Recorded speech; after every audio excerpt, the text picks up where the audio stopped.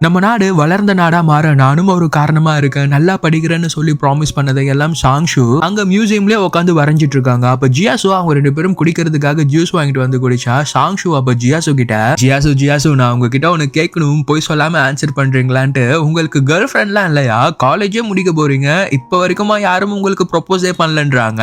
அதை கேக்குற ஜியாசு, ஹே little girl, சப்ஜெக்ட்ல ஏதோ டவுட் கேட்க போறேன்னு பார்த்தா கேர்ள் ஃபிரெண்ட் இருக்கா இல்லையான்ட்டு கேக்குற. இல்ல ஜியாசு, 11th ஸ்டாண்டர்ட் படிக்கிற எனக்கே இது வரைக்கும் 2-3 ப்ரொபோசல் வந்துச்சு, உங்களுக்கு இது வரைக்குமா ஒன்னும் வரல. அது மட்டும் இல்லாம நான் ஒரு ஆன்லைன் டேட்டிங் ஆப்பும் யூஸ் பண்ணிட்டு இருக்கேன், அதுலயும் எனக்கு ஒரு பாய் ஃப்ரெண்ட் இருக்கான், என்ன லவ் பண்றேன்னு சொல்லிட்டு இருப்பான் தெரியுமா அப்படின்ட்டு. சும்மாச்சுக்கும் ஜியாசுக்கு கேர்ள் ஃப்ரெண்ட் இருக்கா இல்லையான்ட்டு தெரிஞ்சுக்கணுன்றதுக்காக போய் சொல்றாங்க. அதை கேட்டோன்னே ஜியாசு, என்ன பண்றோன்ட்டு தெரிஞ்சுதான் பண்ணிட்டு இருக்கியா? எவ்வளவு தைரியமா என்கிட்டயே சொல்ற? நான் ஸ்கூல் படிக்கும் போதெல்லாம் உனக்கு இருந்த தைரியம் அளவு எனக்கு இல்லப்பா, அண்ட் இப்ப இருக்க எனக்கு கேர்ள் ஃப்ரெண்ட் யாரும் இல்ல. இஃப் இன் கேஸ் ஃபியூச்சர்ல வந்து அவங்க கிட்ட முதல்ல சொல்றேன் சரியா அப்படின்ட்டு ப்ராமிஸ் பண்ணி, இப்ப நான் ப்ராமிஸ் பண்ண மாதிரி நீ எனக்கு ஒரு ப்ராமிஸ் பண்ணு. இந்த ஆன்லைன் டேட்டிங் லவ் எல்லாத்தையும் தூக்கி போட்டுட்டு ஒழுங்கா படிப்புல மட்டும் கவனம் செலுத்தணும் சரியான. சாங்ஷுவும் ஓகேன்னு சொல்லிட்டு அங்க இருந்து கிளம்புறாங்க. அப்ப ஜியாசுக்கு அவன் ஆபீஸ்ல இருந்து அர்ஜென்ட்டா ஏதோ ஒரு ஒர்க்கை முடிக்கணும்னு கால் வந்ததால அவன் இவங்களை கிளம்ப சொல்லிட்டு அங்க மியூசியம்லயே உட்காந்து லேப்டாப் எடுத்து அந்த ஒர்க்கை பண்ண ஆரம்பிக்கிறான். நான் லிட்டில் கேர்ள் சொன்னதெல்லாம் புரியுதுல, படிப்பு தான் ஃபர்ஸ்ட், மத்ததெல்லாம் நெக்ஸ்ட்னு சொல்லிட்டு இங்க வீட்டுக்கு வந்து பார்த்தா அவங்க வரைஞ்சிருந்த டிராயிங் நோட்டை காணல.